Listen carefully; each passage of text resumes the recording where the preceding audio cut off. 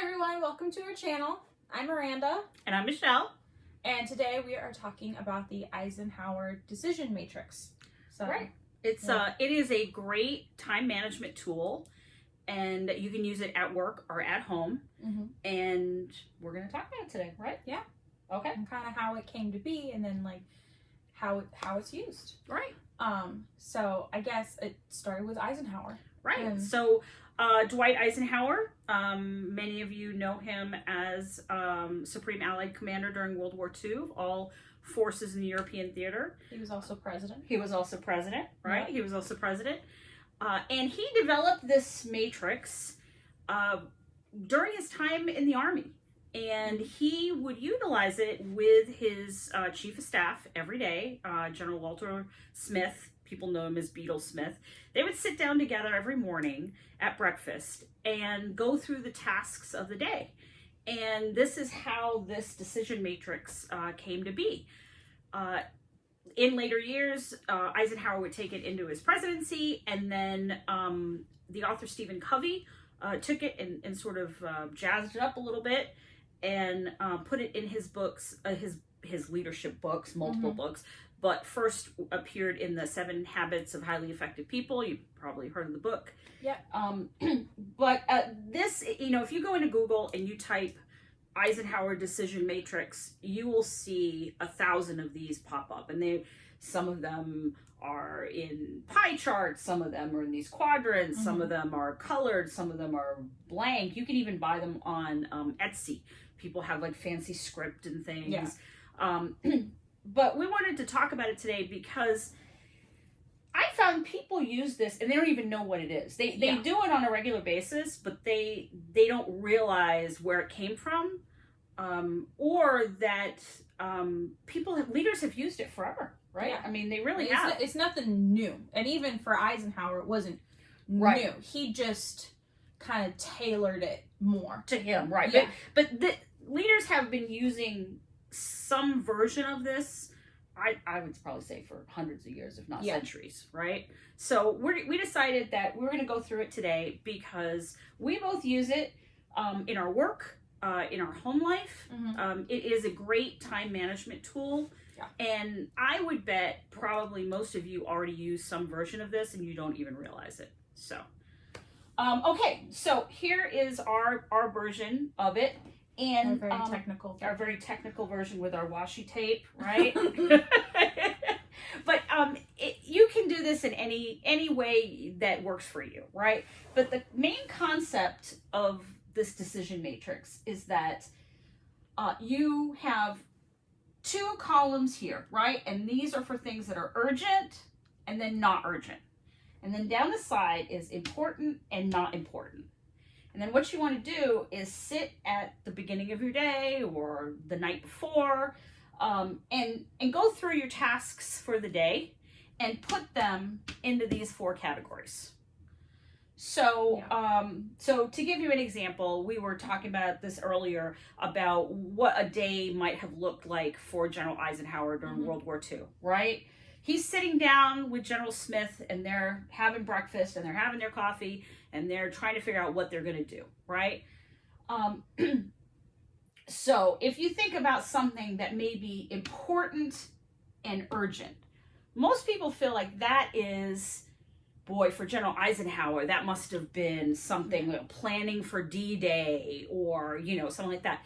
Not necessarily, because remember, this is a decision matrix for your day, that very day, right? Yeah. So, important and urgent could be a water pipe broke in the headquarters building, right? And it's spewing water everywhere. So you've got to handle that day. That day. There is there's no scheduling it, right? There's no putting it off till tomorrow.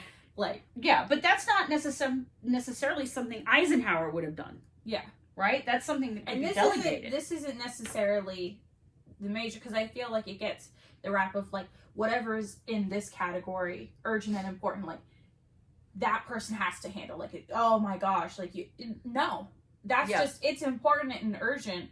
So that means you've got to either take it on or you've got to give it to the person that can handle it the best. That's right.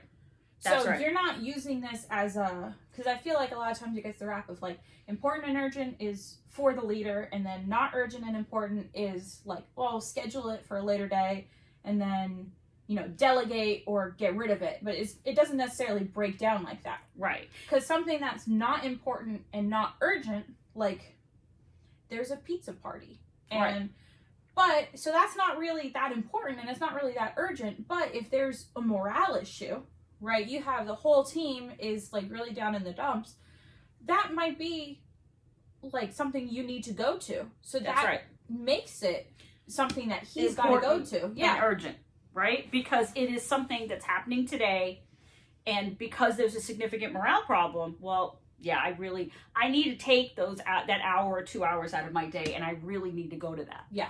So I guess the one of the big takeaways from this is that it's not really cut and dry as to which events go in which category, and you often have to reprioritize during the day. Yeah. Right. So you may have sat at the table with your chief of staff, so like Eisenhower, right? Mm-hmm. And he may have said, "Hey, boss, you know what? Just to let you know, we're having some work done in the headquarters building today, so you may see some construction workers around, right? Okay, important but not urgent, right? So it's important that Eisenhower knows these people are walking around, but not necessarily urgent. Mm-hmm. Well, all of a sudden, 2 of the pipes burst, the whole first floor is flooded, right? He's got to evacuate, but we also have to fix it. All of a sudden, that goes here, right? Because not only does the commander need to relocate, Mm-hmm. but then they've got to shut the water off and all that. So during the day, events will cause you to reprioritize. Yeah. So that's really, really important. Mm-hmm. And then also the things that land here, not urgent and not important, right? Oftentimes when you see versions of this matrix online, wherever, they'll say this is what you can delete or delegate, right? Again, it all depends on prioritization, right? Something like you're saying, that pizza party may be here and it's something that you can cut out of your day, but there's a morale issue, you need to move it around, right? Yeah. So, and it all depends, and I think it's important to get input from other people, because something like a pizza party doesn't seem that important, but if you don't know that there's a morale issue because you haven't talked to the chief of staff or the head of HR, whatever, right? Then you don't have that input that, oh crap, I really need to move that around, right? So you need to, while this is important to kind of organize your own day, you also need that input from other people, because also somebody else may have like, oh, I forgot to tell you, I'm out of town tomorrow. My mom's sick or something like that, right? So now well then that changes the priorities, because you've got to figure out that person's tasks and where they go, who they go to, or if anyone else can do it. If not, then you've got to take it on, and then you got to factor that in here. Right. So you've got to get that kind of input as well. Yes. And you can see plenty of examples of this in your own lives, probably, or in TVs and movies. We were talking about finding some examples for this, and while we couldn't find an example of someone sitting with a chart like this and filling out what's urgent and what's important, what's urgent and what's not important, but any scene in a movie or television show where you see a staff meeting, right? Star Trek, they do that a lot, where they're all sitting around the table and each department head will go and talk about what's important in their department, and then they shift resources around. West Wing, right? The West Wing, they have the senior staff meeting every morning with the president and the chief of staff and the all the heads, right? And they all talk about, same sort of thing, what tasks need to get done, what's going on in Capitol Hill, and all of that. And so they reallocate either the people or the resources or, what's getting done that day based on the needs of everybody else. So it all kind of factors into this. Another one we were watching was Dune. Right. Yeah, and where they have the staff meeting right after Paul Atreides first gets hit with the Where Paul Atreides gets hit with the hunter seeker. Hunter seeker, that's what it's called. Where it's where he gets hit they try to hit him in his room at night, but he manages to get a hold of it, and then put it into the wall, right? But there's a staff meeting of his father and all of the major department heads, so right? They go that through next morning. Operations, and it kind of cuts away after that scene, but the meeting is they go through the operations and security, and then, defense and agriculture and all the major departments, and they all talk about what's getting done and, what needs to get done, especially as they're setting up the spice mining. So, but it's all this kind of decision making. It is based on something like this, right? They may not call it a decision matrix. They may not have this 4-quadrant chart, right? And it may not even be written down. Right. Like, that's important. Like, you don't have to sit with a specific chart like this. And I think you can tailor it to whatever you need. If it's a discussion and then all you need is to write down the stuff, the important and urgent stuff, and then the rest you kind of just go about your day and handle it throughout. Okay. If you need a specific chart like this, then that works for you, right? I know that, you may think of this in your personal life too. I know we do that here as a family. The night, before we head to bed, we all talk about, what's on the agenda for tomorrow, right?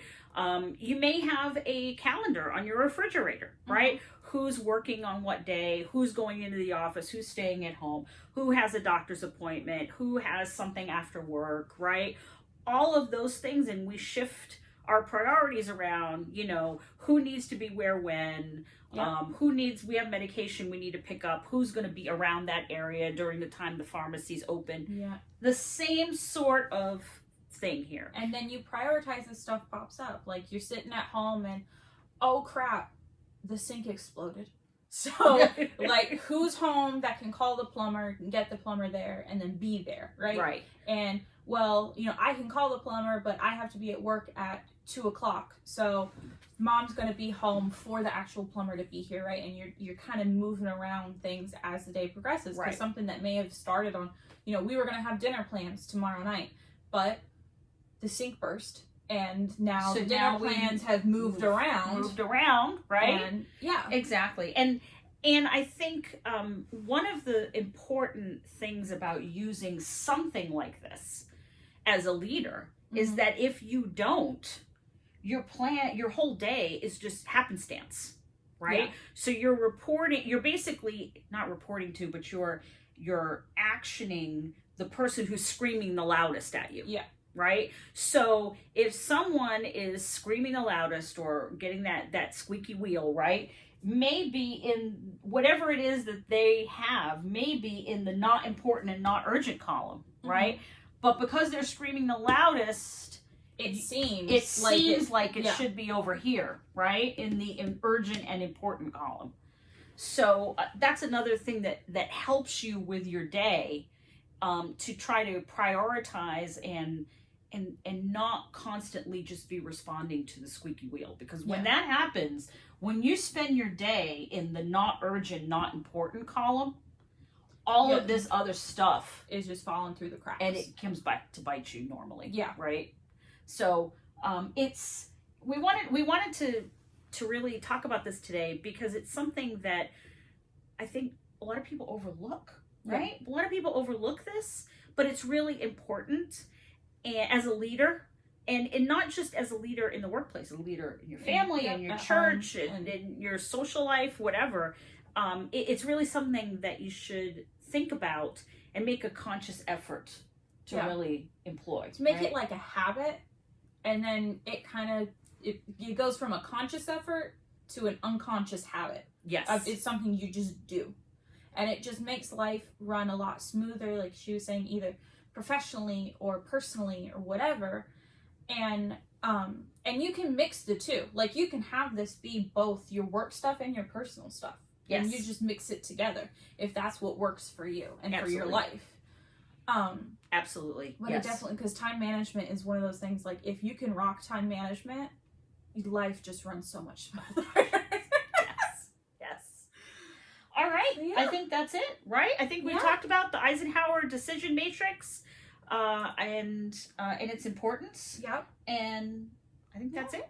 So we will see you Yeah. next time. We'll see you next time. Thanks. Bye. Bye.